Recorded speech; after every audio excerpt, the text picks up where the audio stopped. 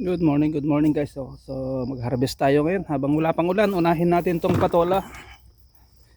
Good morning. It's Sabado morning. Ayan guys. Mag-harvest tayo ng patola. So unahin natin yung malalaki. Pag kulang, dagdagan natin na maliliit. Kailangan mapuno tong dalawang timba natin para mapuno rin yung 20 kilos nating karton o from 16 to 20 kilos. Yan, sineset up pa natin ang stand. Yan, foggy guys. Ayan o, napaka foggy ngayon. O, mausok.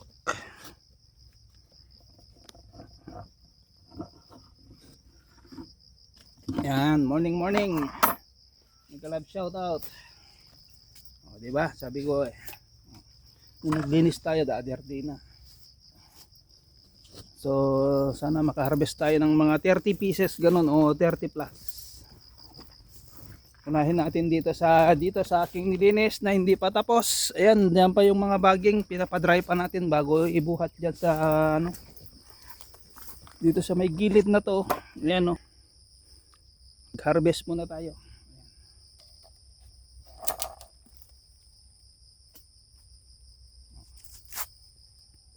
Ito yung tinatawag na lufa. So ano lang naman yan guys, parang ano lang. So okay yan. Tapos tatakpan pa natin ito, di na makikita. Sa balat lang yan guys. Ito yung lufa gourd. Isang ano ng patola. Ayan o, may bumblebee o. Lagay natin ulit, pakyatin natin. Parang tulog pa. Yan yung nagpo-pollinate ng mga bulaklak. Hindi ako magbabalot guys, si Mrs. ang magbalot dyan pag pumunta. Pag walang magbalot. Basta mag-harvest lang muna, unahin natin. Sabi ko na eh. Diba?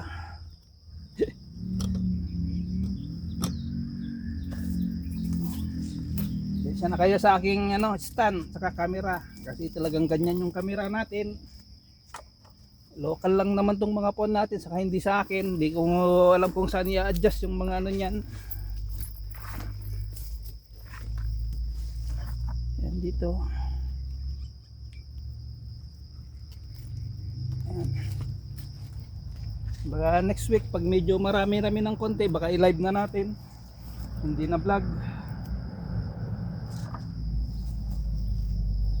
Ayan guys, yung beans natin na nilaw na kasi panay yung ulan, hindi na ma-sprayan. Sobra na sa tubig. Araw-araw ba naman na ulan, hanggang maghapon, hanggang gabi. Ngayon lang umaga na wala. Yung ulan niya umabot pa ng hanggang alauna. Yung ulan ba na talagang yung regular pang pasarap ng tulog.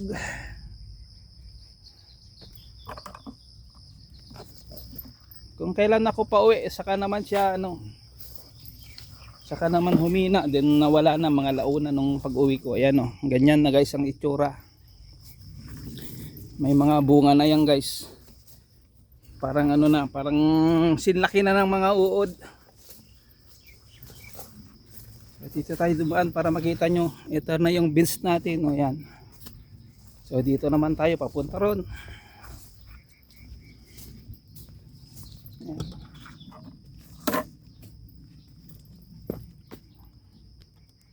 Sana kung hindi ulan, dire-diretso na yung cleaning natin.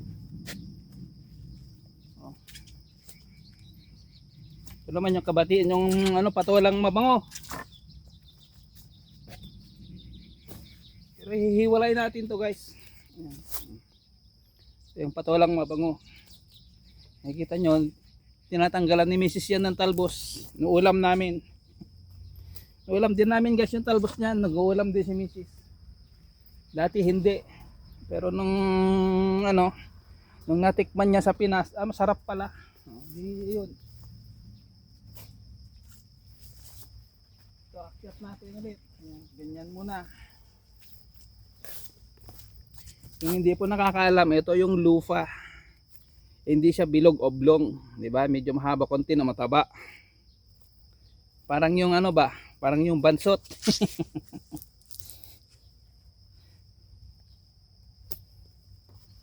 Tinatanggal natin lahat guys kasi mga nag-iwan tayo ng 1 inch. Hawakan ganyan.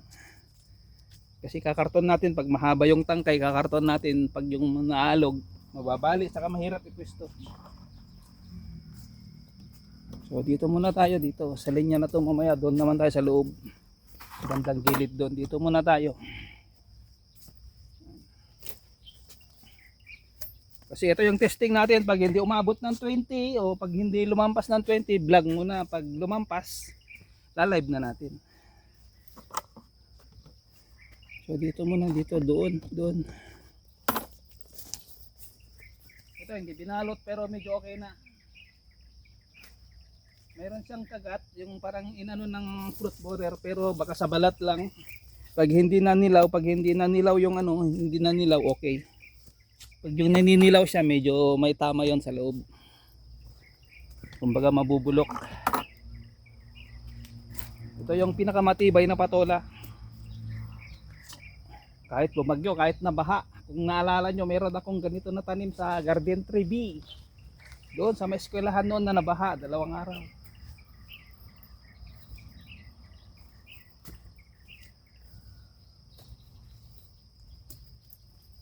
Ayan, mapupuno nga natin ito guys.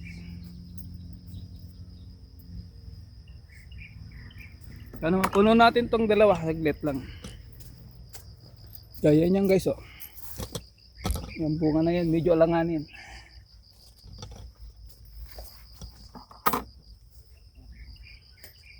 Diba guys? Pang ano, mga mahigit kalahati o 3/4.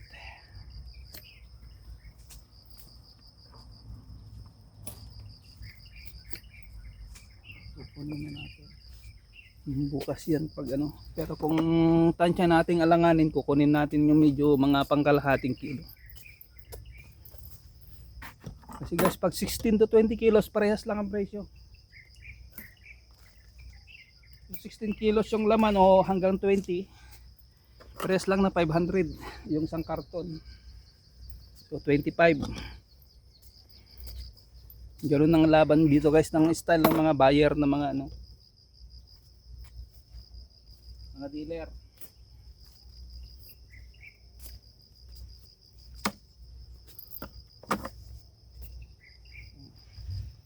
Yan guys oh. Ayan. Kung mapupuno pa natin ulit. So siyempre sasalansan natin dito. Sasalansan natin dito sa may ano.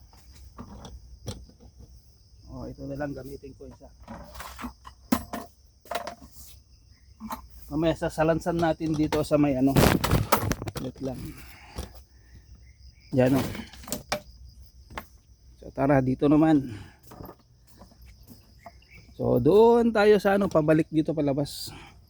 Para pag napuno, malapit na lang ang buhatan. Kasi ang balak ko yung isa na yan, saka ito. Kung hindi natin mapupuno, kukunin natin. So dito na tayo mag-umpisa.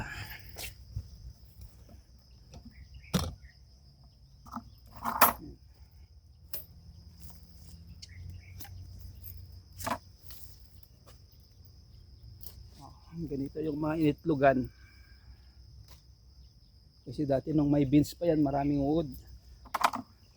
Kung hindi ulan guys, basta pag umaraw na, sprayan na natin to ulit ng ano. Ang insecticide muna din, papahinga natin na 3 days. Oh. Ito, pang 1 kilo na yan. Lumampas na. Pag hindi lumampas yan dito guys, ayan ganyan. Pag lumampas na yan, sigurado yan naabot 1 kilo 3/4.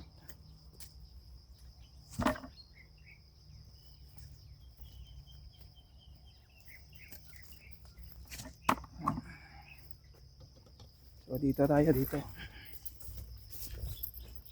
So yun lang guys, yung pag ito is umaabot na ng 20 minutes pataas. Yung pag harvest natin ng patola, ila-live na natin. Kasi yung beans natin konti lang naman. So cleaning na naman tayo dyan oh. Dyan nagki-cleaning tayo dyan. Kasi palabas na, marami ng bulaklak, may mga bunga na.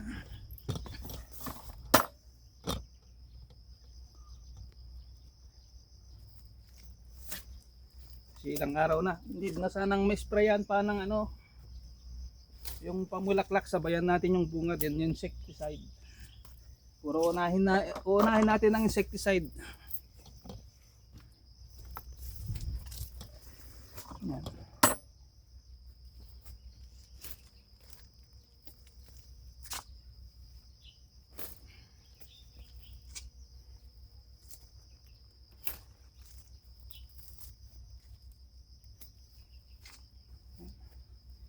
Kasi hindi man natin mabenta sa bahay guys, kakarton to, alas 5 yung kukunin. So mamaya tanghali, pag uwi natin, ilalatag muna dun sa harap ng bahay. Pag may bibili, bebentahan natin, ganun. Pag may hingi, bibigyan, ganun yun.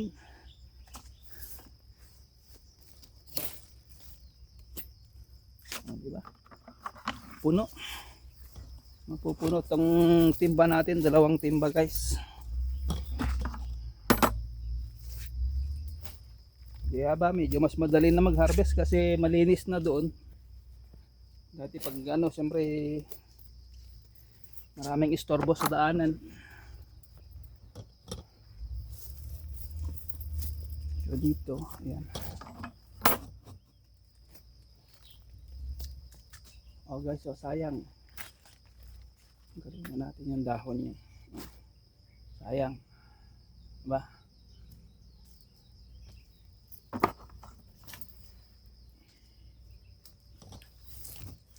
Maganda lang pag maulan guys, nawawala yung ano, yung fruit borer. Pero pag umaraw na yan, nagbabalikan.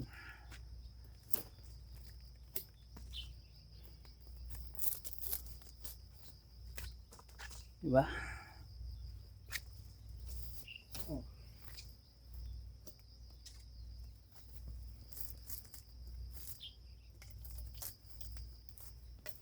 So guys, yung lagi kong sinasabi sa inyo guys.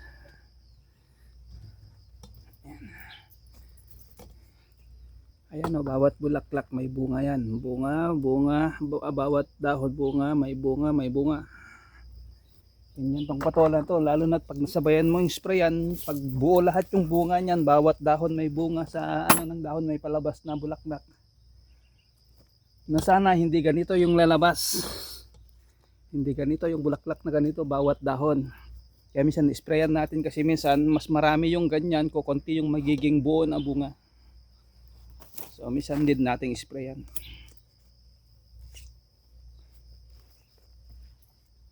Kasi pag hindi mo na sprayan, minsan puro ganyan, puro bulaklak. Isa lang yung mabubuo. Then kumbaga 6 yung dire-diretso na bulaklak yan. Minsan 1 o 2 lang yung mabubuo. So kunin natin yung 2 guys. Medyo alanganin ako. Puno natin timba natin pero kukunin natin yung 2. So dyan lang.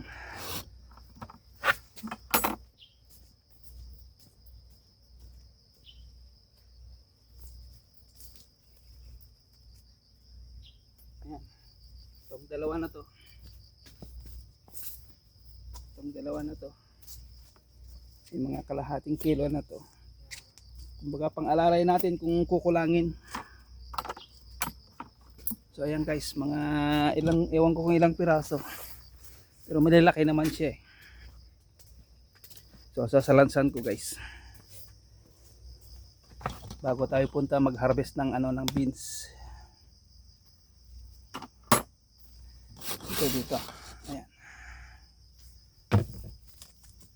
1, 2, 3. Ganito na lang ganyan.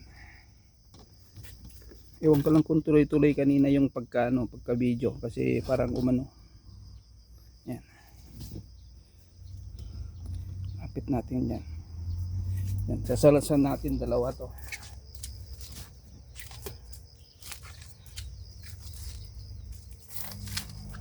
Ganyan lang guys, lalakay natin sa harap ng bahay.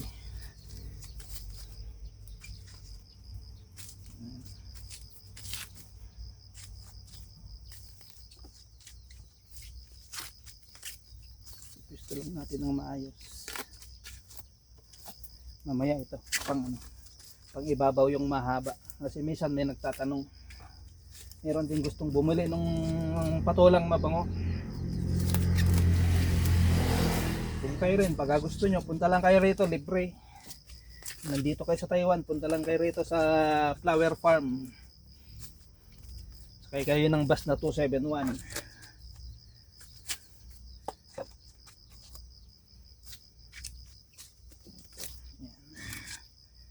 Ayan. Pangibabaw natin tong mga mahaba. So puno. Diba? Hindi ko na binilang guys kasi tansya ko talagang kasya yung ano, kaya yung 16 to 20 kilos. So ito yung ayan. Ayan. Okay. So yan yung na-harvest natin ngayon, ito. Ayan.